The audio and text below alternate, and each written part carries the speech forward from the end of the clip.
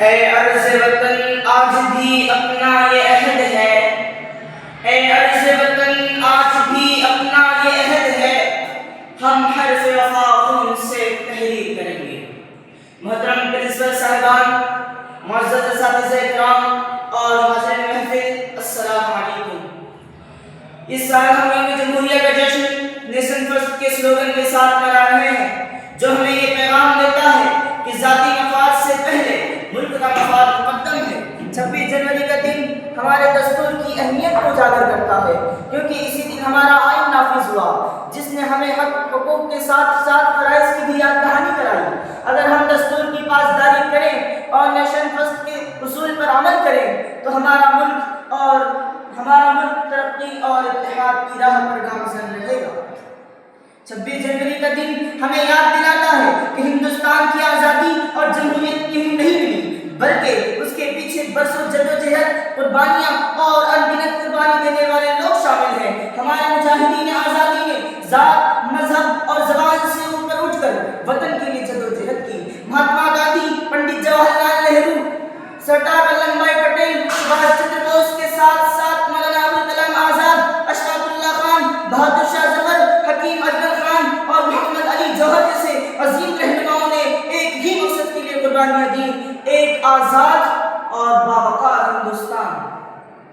محترم سامعین، آج ہم جس آزاد فضا میں سانس لے رہے ہیں وہ انہیں قربانیوں کا نتیجہ ہے۔ آزادی ہمیں حق رائے، تعلیم، برابری کا پیغام دیتی ہے، لیکن اس کے ساتھ ہم سے ذمہ داری بھی مانگتی ہے۔ ایک طالب علم ہونے کے ناطے میں اپنے ساتھی کو آج کے دن میں پیغام دینا چاہتا ہوں کہ ہماری ذمہ داری ہے کہ ہم علم کو حاصل کریں، سچائی کو اپنائیں اور ملک کی تعمیر میں اپنا کردار ادا کریں۔ ہم سب صرف کتابیں نہیں اٹھائے ہوئے ہیں، ہم اس ملک کا مستقبل اپنے ہاتھوں میں لیے ہوئے ہیں۔ ہمارے اساتذہ کی دی ہوئی تعلیم اور ہمارے دلوں میں ویسے خواب مل کر اس قوم کی بنیاد بناتے ہیں۔ ہم نوجوان اور پڑھنے والے طلبہ ہی قوم کے معمار ہیں۔ ہم اپنے علم کے ذریعے اس قوم کو وہ مقام دلائیں گے جس کا خواب ہمارے بزرگوں نے دیکھا تھا۔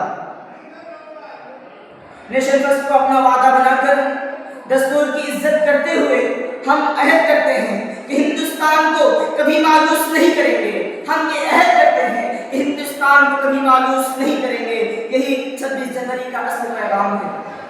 ہمیں یاد رکھنا چاہیے کہ مضبوط ہندوستان تبھی بنتا ہے جب اس کے شہری ایک دوسرے کا احترام کریں، نفرت کو نہیں بلکہ محبت اور اتحاد کو فروغ دیں۔